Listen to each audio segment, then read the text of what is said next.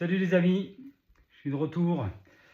Donc là, je tourne cette vidéo que j'ai appelée épisode 6, qui est en fait le jour 1 du second cycle. C'est-à-dire épisode 6, cycle J1, cycle 2. En effet, comme je vous disais dans la dernière vidéo, j'ai terminé le cycle 1 et qui a duré 21 jours pour ce qui est des injections et qui dure 28 jours en tout. C'est-à-dire qu'il y a les injections en ambulatoire plus un médicament en thérapie ciblée que je prends tous les jours à la maison. Et ça dure 21 jours. Et pendant 28 jours, je continue à prendre les cachets adjacents. Il y a des antibiotiques, des anticoagulants, des choses comme ça, des médicaments qui accompagnent. Donc en fait, pendant 21 jours, je fais les injections plus les médicaments à la maison, dont un médicament qui fait partie du traitement que j'arrête au 21e. Donc ça s'est fini la semaine dernière et j'ai eu une semaine de pause. Avec toujours les médicaments à la maison, les médicaments d'accompagnement, mais sans chimio et sans thérapie ciblée. Donc ça s'est bien passé cette semaine, même si quelque part, de manière surprenante, je me suis trouvé un petit peu déstabilisé, parce que je m'étais installé dans le rythme des 2 allers-retours par semaine à la clinique, avec les injections, les transports, les machins, les bidules, et puis les médicaments à la maison, donc on est très occupé. Et puis hop, cette petite pause où on se dit bah, c'est cool pour le corps, bah, ça peut presque fait un petit atterrissage, et pendant lequel j'ai eu effectivement des petites choses comme un peu plus de fatigue. J'ai été très fatigué. C'est sûrement aussi que bah, voilà, le traitement fait ses effets. Et donc j'ai beaucoup dormi, je me suis reposé, j'ai fait quand même tout ce que j'avais à faire. Et aujourd'hui, donc lundi, je suis retourné à la clinique pensant juste faire mon rendez-vous avec mon hématologue, rendez-vous de bilan du cycle 1. En fait, c'est ce qu'on a fait, mais aussi c'était le J1 du second cycle. Donc j'ai fait le rendez-vous des matos, avec l'hématologue, c'est logique. Et ensuite, j'ai fait les injections, etc. Donc le J1 avec une bonne liste de médicaments à prendre en ambulatoire. Donc le rendez-vous des matos s'est bien passé. Le médecin a confirmé que dans mes analyses de sang, qui sont nombreuses et conséquentes, les choses étaient plutôt positives, que ça allait bien. Et donc, bon, on a parlé un petit peu des effets secondaires, mais encore une fois, pas grand-chose à dire là parce que tout était géré. Et donc, il a acté, il a validé le protocole du second cycle, qui à peu de choses près est le même que le premier cycle, même si on m'avait un petit peu dit que peut-être le rythme changerait. En fait, c'est pas le cas, il changera au 3e cycle peut-être. Donc le premier et le 2e cycle sont les mêmes. Donc j'ai redémarré aujourd'hui le cycle avec la totale, c'est-à-dire les injections, la cortisone, les cachetons et tout le bordel.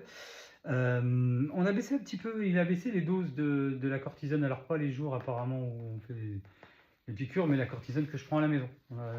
Il a réduit les doses, ça me permettra peut-être de dormir un petit peu mieux, puis d'avoir un petit peu moins d'effets secondaires sur la cortisone, je l'espère. De quoi on a causé d'autre? Non, c'est aussi un truc important quand même. Il m'a expliqué que qu'on allait commencer à prendre langue avec les services du CHU de Montpellier, je cite, pour commencer à préparer la greffe de moelle osseuse. Et pour ça, peut-être entre le 2e et le 3e cycle, ou la fin du 2e, je n'ai pas très bien compris, on va commencer à me prélever mes cellules souches. Donc la description en fait qu'il m'en a faite, c'est un peu comme une dialyse. C'est-à-dire qu'on va me prendre le sang d'un côté, on va me le remettre de l'autre, ça va passer par une machine pendant 4 heures, et on va faire un tri. Alors voilà, c'est ce que j'ai entendu. On va faire un tri dans mes cellules. On va prendre les cellules souches là, et puis les bonnes là, et on va les mettre de côté, on va me les garder pour le mois de septembre. Je crois que c'est à raison de 4 litres quand même, hein, ça en fait un petit peu. Non, ou 4 heures de machine, je ne sais plus très bien, enfin, ils vont en prendre un peu, voilà, j'ai plus les chiffres, je vous les reconfirmerai le jour venu. Donc c'est un autre service qui va s'occuper de me faire ces prélèvements, et qui sera d'ailleurs le service où j'irai faire la greffe de moelle osseuse septembre, octobre, 15 septembre, fin octobre. Donc ça, c'est un truc important. Voilà. Effet secondaire. Bon, effet secondaire, surtout cette semaine de pause, même si le lundi, j'avais quand même eu encore une injection. Ça a fait de lundi à lundi, en fait. Cutanée. Réaction encore, surtout à une des piqûres avec quelque chose qui m'a beaucoup gratté, avec des petits boutons et tout ça. Des trucs un peu bizarres, j'avais l'impression que ça disparaissait, que ça revenait, que ça disparaissait, que ça revenait, en fait. Je disais, regardez, j'ai des trucs, voilà, ben non, il n'y a rien. Et en même temps que l'infirmière ne regardait pas, ça se mettait à réapparaître. Avec des petits boutons, des plaques avec des petits boutons et qui grattent très fort.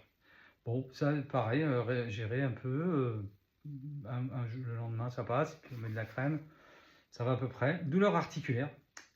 Alors là, je suis incapable de dire d'où elles viennent, dans mon cas, parce que ça peut aussi venir de l'opération du dos. Alors pour ceux qui prendraient la vidéo maintenant, je vous invite à aller regarder les vidéos précédentes. J'explique pourquoi je fais ces vidéos, j'explique ce qui m'est arrivé, j'explique comment on m'a diagnostiqué, etc., etc. Mais je ne répète pas tout parce que ça commence à fatiguer ceux qui regardent les vidéos de manière régulière. Donc voilà, alors, regardez, je mettrai dans la description en dessous les liens vers tous les épisodes, de 1 à 5 du coup, puisque celui-là c'est le 6, avec des liens pour avoir les vidéos YouTube. Donc des fatigues, des douleurs articulaires et musculaires, enfin surtout articulaires en fait, dans la jambe. J'ai eu un week-end, le week-end dernier, un peu compliqué. Je commençais à vraiment avoir mal quand je posais le pied par terre. Bon, ça m'inquiétait un peu, mais je savais pas. Je me disais, est-ce que ça vient du traitement? Est-ce que ça vient de la maladie? Est-ce que ça vient des effets secondaires de certains médicaments? J'ai un peu réfléchi aussi, parce que je me disais, ouais, mais c'est vrai que ça m'est déjà arrivé ces dernières années, je dirais ces 2-3 dernières années, d'avoir certaines douleurs que j'imputais des fois sur un excès d'exercice ou je sais pas quoi.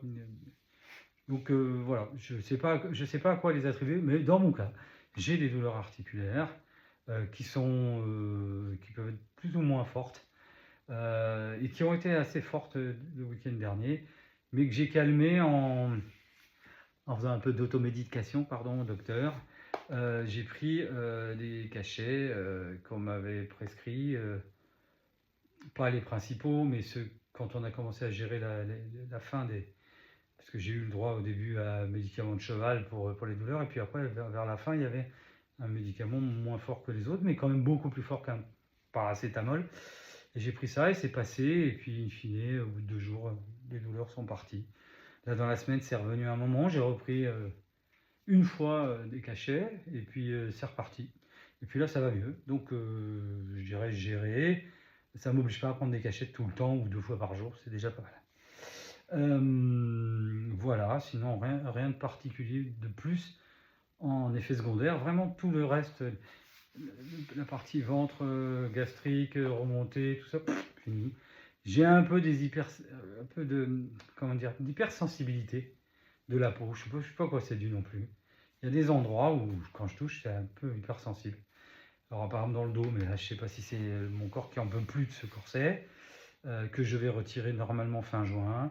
J'avoue que je le retire un petit peu de temps en temps. Je fais des essais, je repasse un quart d'heure, 20 minutes sans le corset.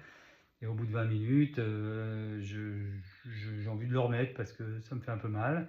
Évidemment, je le mets dès que j'ai un petit truc à soulever. Je ne porte pas des lourdes charges, enfin des charges sans le corset.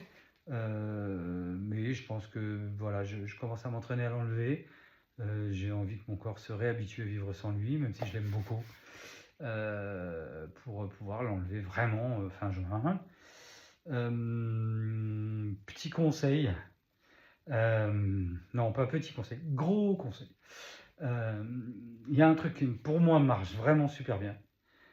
C'est que vraiment, j'essaie de garder le sourire.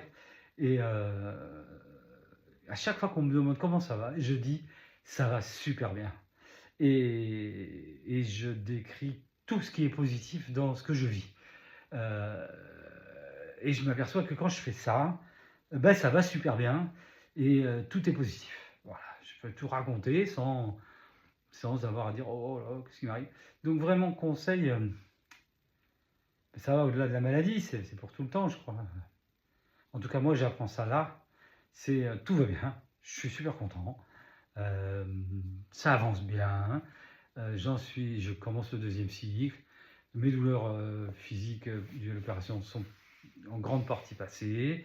Je m'aperçois que j'ai pas mal de mobilité, que ça n'a pas changé ma vie complètement. Le traitement se passe super bien, j'ai des petits effets secondaires, mais j'arrive à faire plein de choses. Donc voilà, quand on me dit comment tu vas, je dis je vais bien. Et je vais bien. Je crois que plus on se le dit, plus on va bien. Alors je vais bien, je sais que je vais guérir. Et ça, j'en suis convaincu. Je vais guérir. Et même mieux, je serai en bien meilleure forme après avoir fini ce traitement que je ne l'étais avant. Ça, c'est sûr. Parce que j'ai tenu ça au fond de moi. Je sentais qu'il y avait quelque chose qui n'allait pas, la fatigue, des choses comme ça, des douleurs. Je me disais, bon, un truc, mais je ne sais pas quoi. Et maintenant, je sais. Et donc, je vais bien. Et je vais guérir. Et je vais être en super forme. Ça, j'en suis convaincu. Voilà. Et ça, vraiment, conseil, si vous avez été diagnostiqué, voilà, il faut vraiment avoir la foi. Alors, la foi dans le traitement, la foi dans le médecin, et la foi, pour moi, au sens large du terme. Ça m'enlève tout questionnement, je dois dire. J'ai pas peur. Voilà. Donc, je suis content et je pense que c'est un bon axe.